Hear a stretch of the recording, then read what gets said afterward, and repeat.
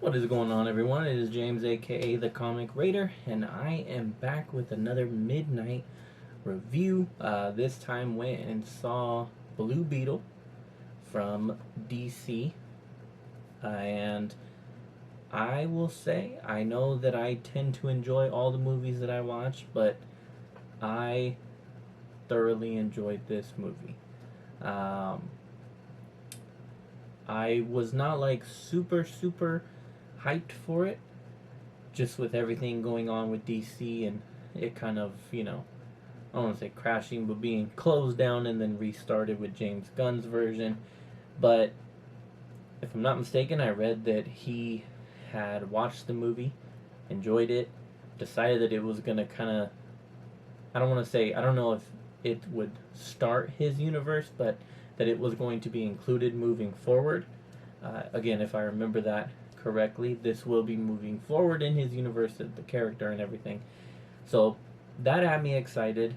Then um, yesterday, articles started coming out about people doing Rotten Tomato reviews and said so far things were looking pretty good for it. So I was like, all right, cool. I'm excited to check it out, but I'm not overly hyped for it. And I have to say, I enjoyed the movie a lot. Um, my non spoiler will be that it was fun. It's very family oriented, and as a Fast and Furious fanboy fanatic, I'm down anytime family's a big part of a movie. So it's fun. It's about family. It's also got some great action to it. It's also a very, it's got some emotion to it, emotion to the characters, emotion to the story, and um, I also thought that it was just it was a well done origin movie. It doesn't drag on. It doesn't spend so much time trying to explain everything. I felt that it did a really good job of just here's your characters, here's what's going on, here's what you need to know about them, and let's keep this story progressing.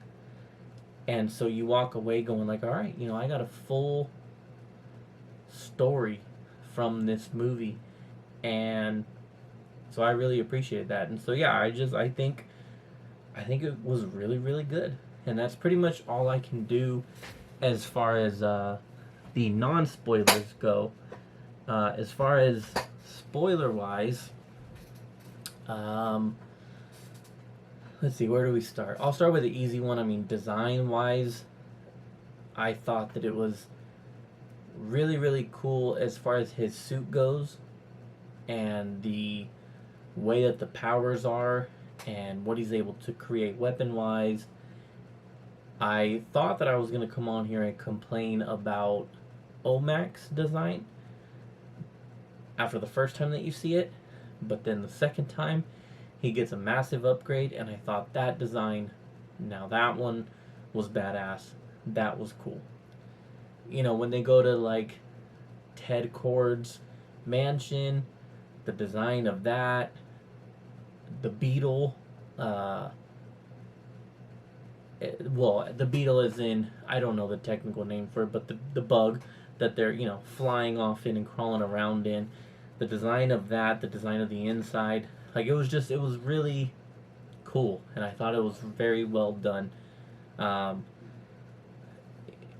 Mentioning Ted Kord and everything, like the fact that it's that Jaime is the main character, but that Ted Kord and the Kord family is heavily involved in the movie is not lost on me, even without me knowing a ton of Blue Beetle.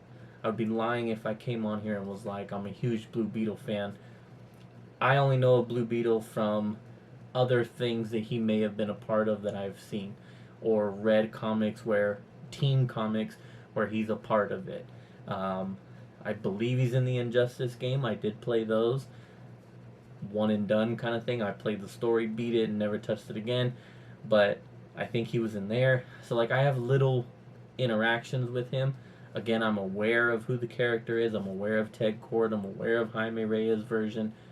but that's pretty much where it lies, and that was okay because this movie, again, very well done, gave you a basis of who Ted Kord was and his family and the history that's going on there, and then gave a basis of Jaime Reyes and his character and how his Blue Beetle is going to be. Now, as far as to the accuracy of the characters, I can't speak to that because I don't know it, but I enjoyed it. I would hope that it was accurate to the comics depiction of him, but I still really enjoyed what I got from the film. So, design wise, yes. Now, character wise, Jaime was great. For the actor that plays him, did an amazing job, brought a lot of emotion to the character,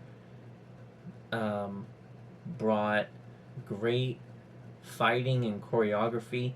I haven't watched it, but if I'm not mistaken, he comes from the Cobra Kai series. At least that's what I thought I had been told prior to this. So the fighting scenes were great. You know, he was great. He did his part. He nailed it. I believe it's Jenny Kord. She was great. Susan Sarandon as Victoria, I believe, Kord. She was a villain. I mean, she did her thing. Susan Sarandon, she's a bit older, but she could still get it. Anyways, I also Omac, the guy who played him. I mean, he did his part. He did what he needed to do. It wasn't like the best villain I've ever seen by any stretch of the imagination. It was alright, but and then as far as his family goes, the sister, she was cool. The parents, the mom was cool. The dad was a great character. Obviously, his whole story was very. That's where the emotion comes in. You know, that was a very well done scene of. Again, this is the spoiler part, but of him ultimately dying.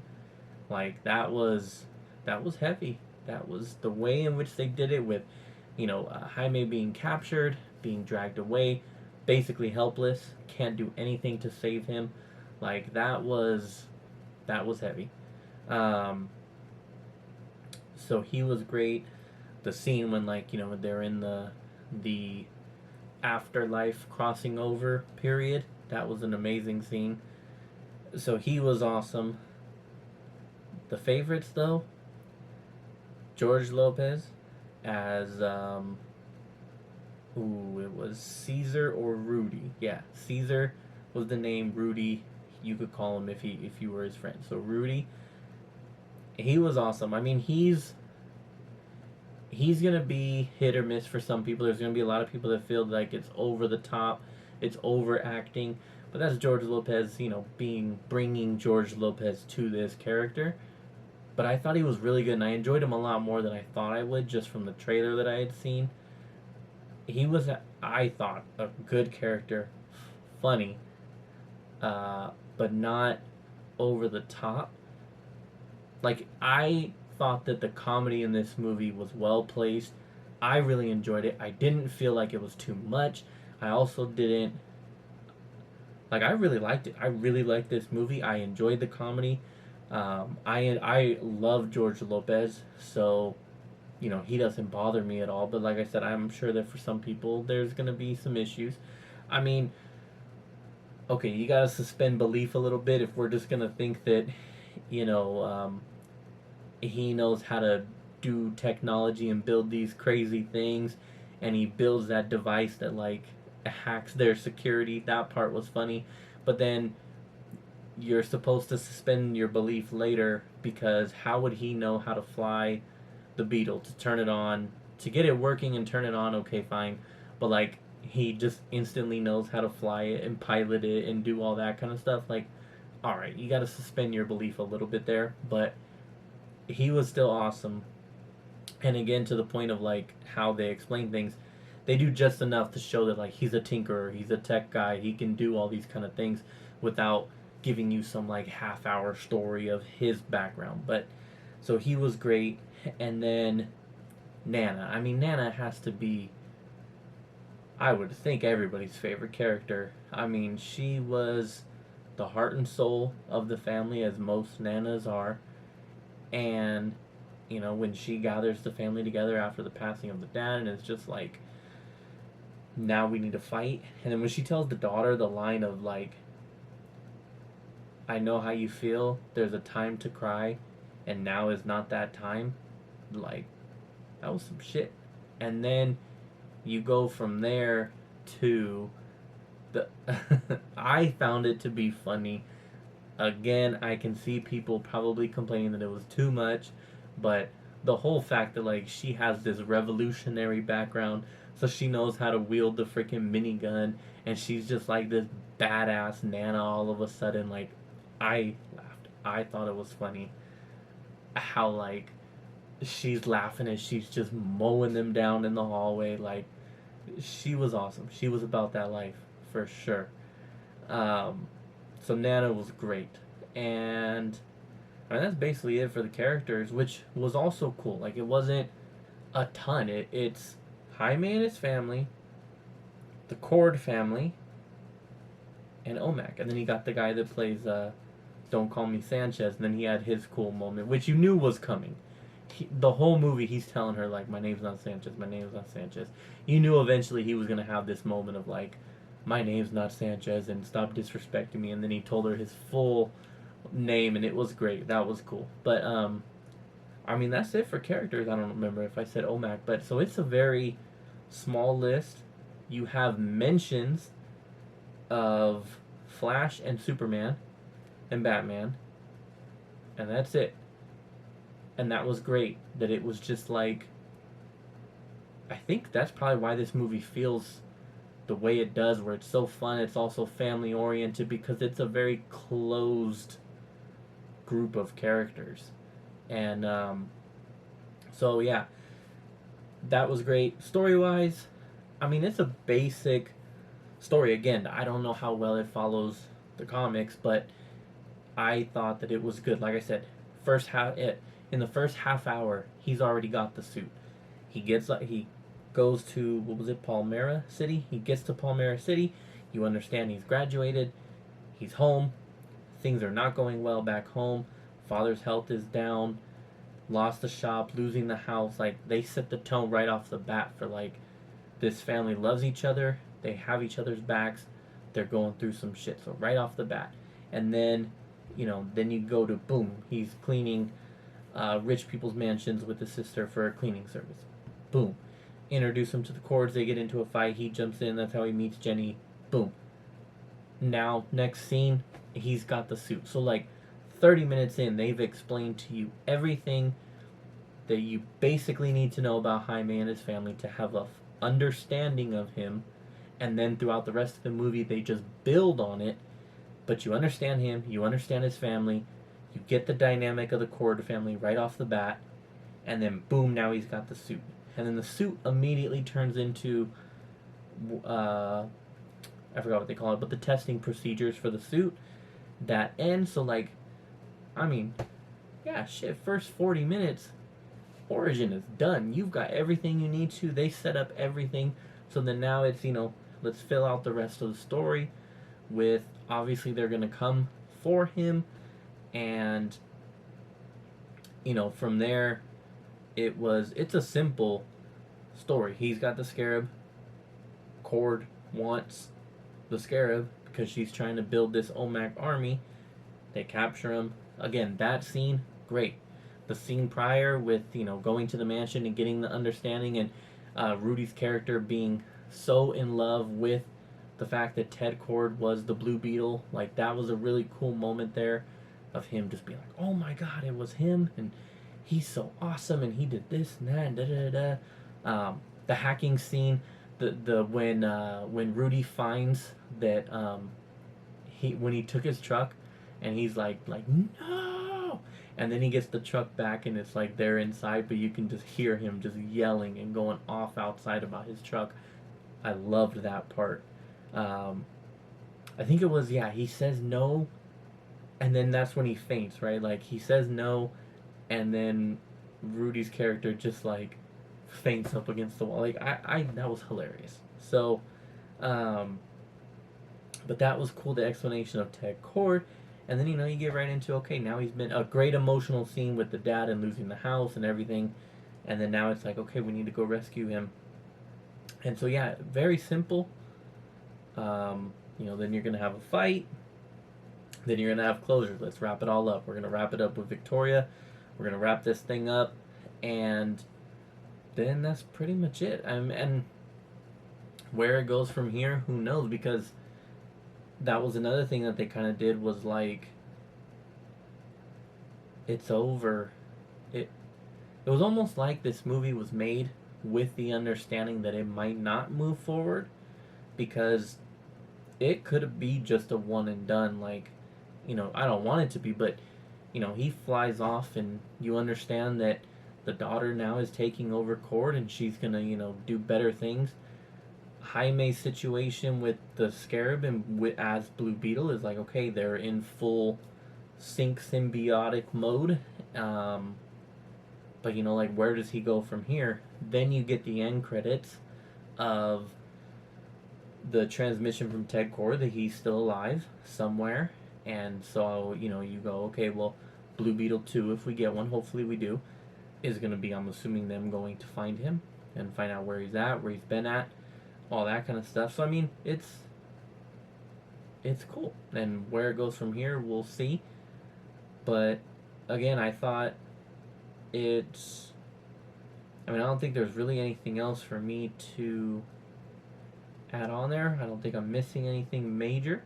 As far as the end credits goes, yeah, you have like the TED one, which is the mid credits, and then you have the ending one, which is the full.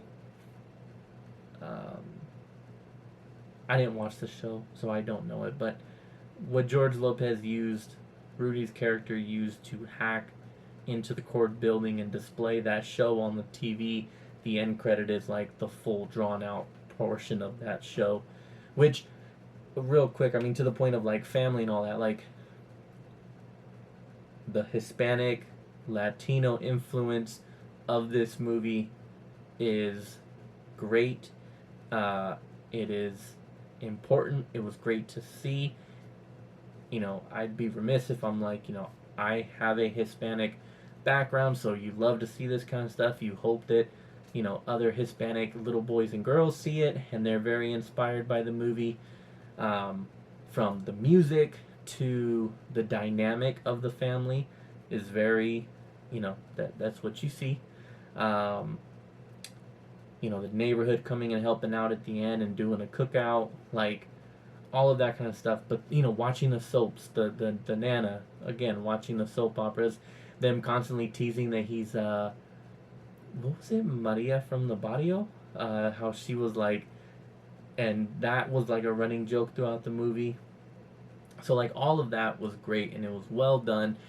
I don't remember if I said music already, but the music choice throughout the whole movie was great. Like, they did a really good job of putting that influence in the movie, but again, without it being so over the top. Like, I just have to credit them for how simple but well executed this movie is, and I think that's why it's getting the praise that it is, and I think that's why James Gunn is willing to move forward with it, because this was a very well put together movie by DC, and that was nice to see. So yeah, I mean, that's pretty much it. As I think, hopefully we get another one. Hopefully we see him again soon, because it was a really fun character and it was a really fun movie, and I want to see more. So that's pretty much, I think, all I got.